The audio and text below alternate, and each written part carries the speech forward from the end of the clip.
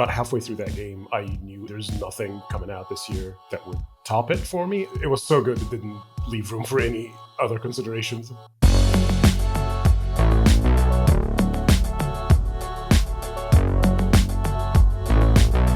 Elden Ring is the new game from Software, the Japanese studio, known for their challenging linear games.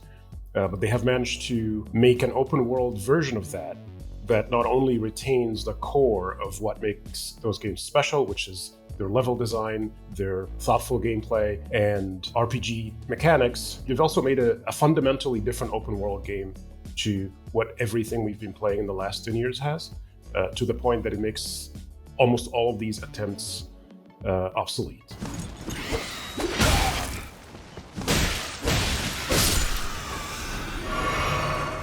Open world games, I feel like they are so terrified of you missing out on content that they have to tell you everything you need to do.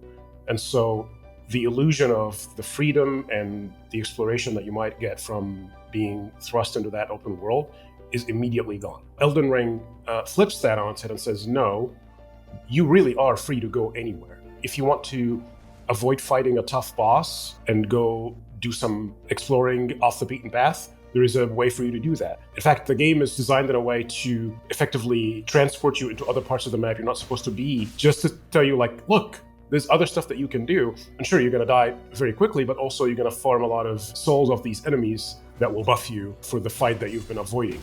So they really nail the relationship between the linear design that put them on the map and made their games very special, and make an open world that is truly respectful of the player and truly leaves them to their own devices to discover and to fail.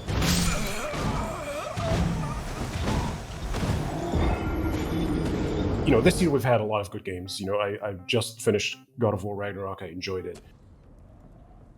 No. Plenty of really good games, even if it might not look like it. You know, Pentiment, plenty of good games. But I think Elden Ring's really triumphant win here is not just in it being a good game, in that it being a good game committed to doing what it's doing without really trying to appeal to everybody and try to make these focus-tested sort of features that we've come to expect from games. The game doesn't really try to convince you. It's like, okay, it's take it or leave it.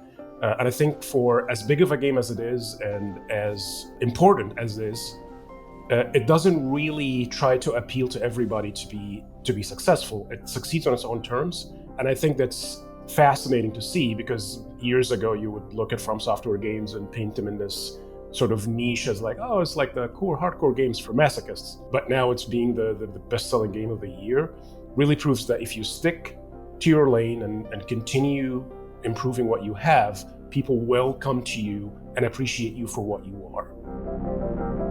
I hope you enjoyed that as much as I did. Stick with us, because we're going to be showcasing all of our games of the year every day in the run-up to Christmas, by which point we will have decided what the site's overall game of the year is. It should be Pentiment, but nobody listens to me. It's fine.